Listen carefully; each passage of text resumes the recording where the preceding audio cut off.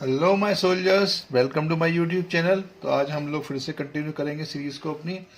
तो देखिए जरा, हमारे पास पहला क्वेश्चन क्या है कि what is the number of diagonals of an octagon. कभी भी नंबर ऑफ डायगोनल्स पूछे तुमसे तो ध्यान रखना है कि नंबर ऑफ डायगोनल्स के लिए हम लोगों को कोई ज्यादा स्पेशल कुछ नहीं करना है। नंबर ऑफ डायगोनल्स डायरेक्ट याद रखें, n into n minus three upon two. Simple अगर देखें जरा, कभी भी फॉर्मूला तो नंबर ऑफ डायगोनल्स होते क्या, N C two minus N. तो N C two minus N को फिर सिंप्लीफाई करना पड़ेगा। उससे ज्यादा बेटर है कि हम लोग डायरेक्ट याद रखें नंबर ऑफ डायगोनल्स, बिकॉज ये क्वेश्चन बहुत ज्यादा आता है, कभी हेक्सागन में, कभी पेंटागन में, कभी ऑक्टागन में। तो ध्यान रखें, कभी भी नंबर ऑफ डायगोनल्स पूछे तो number of diagonals of an octagon, तो सदा ध्यान रखें इसका तरीका क्या होगा, formula n into n minus three upon two. तो ये हो गया। तो अब मैंने क्या किया, यहां पर number of diagonals of an octagon पूछा है। ऑक्टागन कितना होता है, ऑक्टागन में कितनी साइड्स होती हैं, 8। तो नंबर ऑफ साइड्स हो गई मेरे पास 8। तो मैं यहां पर बात करूंगा 8 into 8 minus three upon two. तो ये हो गया 8 इंटू 5 अपॉन टू। तो ये हो गया टोटल डायगोनल्स कितने होंगे इसमें, 20।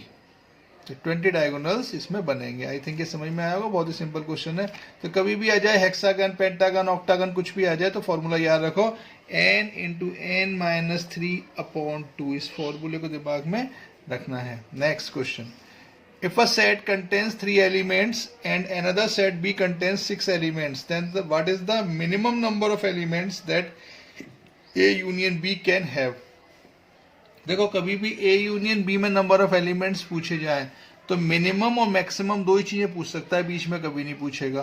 तो मिनिमम अगर पूछे तो दोनों में जो भी ज्यादा हो, मिनिमम नंबर ऑफ एलिमेंट्स कभी भी पूछे इन ए यूनियन बी, ध्यान रखना ए यूनियन बी की बात हो रही है। तो कभी भी मिनिमम पूछे तो दोनों में जो भी ज्यादा हो, जैसे 3 और 6 है तो दोनों में ज्यादा कौन है, 6 है। तो जो भी नंबर ज्यादा हो उसको पकड़ लेना है, ज्यादा दिमाग नहीं लगाना है। तो 3 और 6 में ज्यादा कौन है, 6 है। तो ये मिनिमम हो जाएगा। मिनिमम नंबर क्यों हो जाएगा, सिंपल सा थ्योरी है कि अगर मान लें 3 एलिमेंट मैक्सिमम, जो 3 एलिमेंट हो सकते हैं कॉमन, और 3 एलिमेंट अगर कॉमन होंगे तो मेरे पास 3 एलिमेंट डिफरेंट होंगे। तो टोटल में ए यूनियन बी में कितने एलिमेंट हो जाएंगे, 6 हो जाएंगे।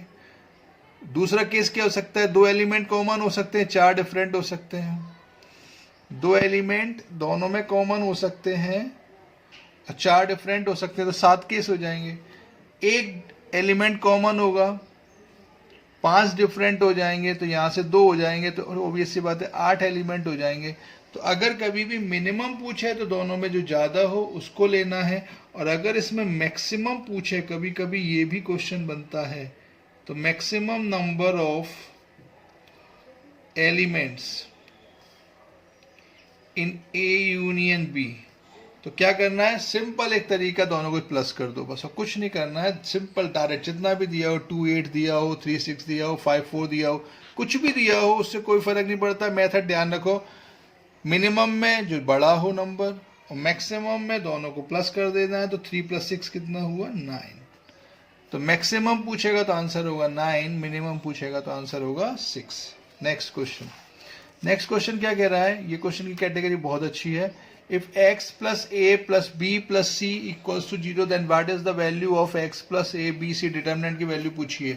इसके क्वेश्चन के 2 तरीके होते हैं, लेकिन इसका सबसे आसान तरीका ये मुझे दिख रहा है कि जब भी मुझे दिख रहा है कि x plus a plus b plus c equals to 0 दिख रहा है, तो मैं क्या करूंगा, सबसे पहले मेरे पास 2 तरीके हैं, या तो r1 plus r2 plus r3 करूं या c1 plus c2 plus c3 करूं। लेकिन मुझे दिख रहा है कि r1 plus r2 plus r3 करने से मुझे कोई बेनिफिट नहीं हो रहा, इसीलिए मैं क्या करूंगा कि c1 changes to c1 plus c2 plus c3 कर दूंगा। इस ऑपरेशन को लगाने से मुझे फायदा क्या होगा, देखे जरा।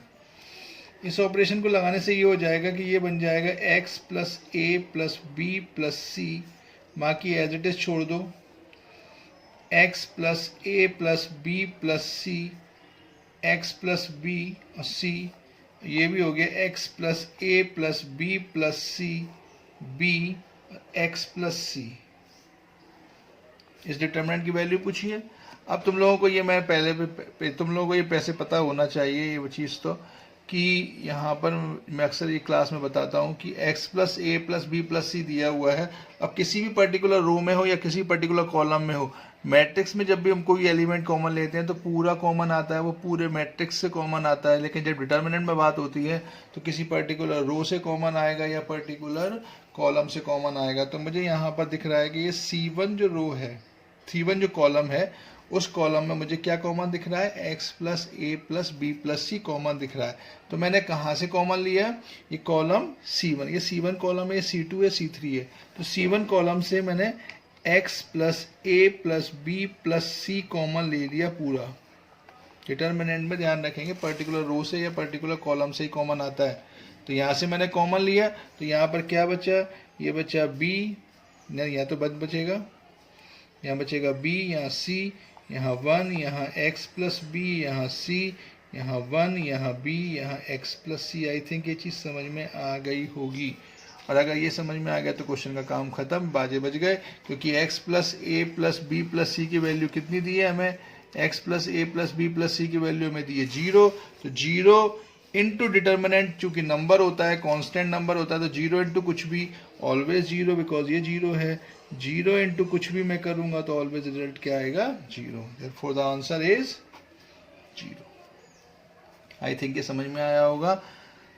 थैंक्स फॉर वॉचिंग, धन्यवाद।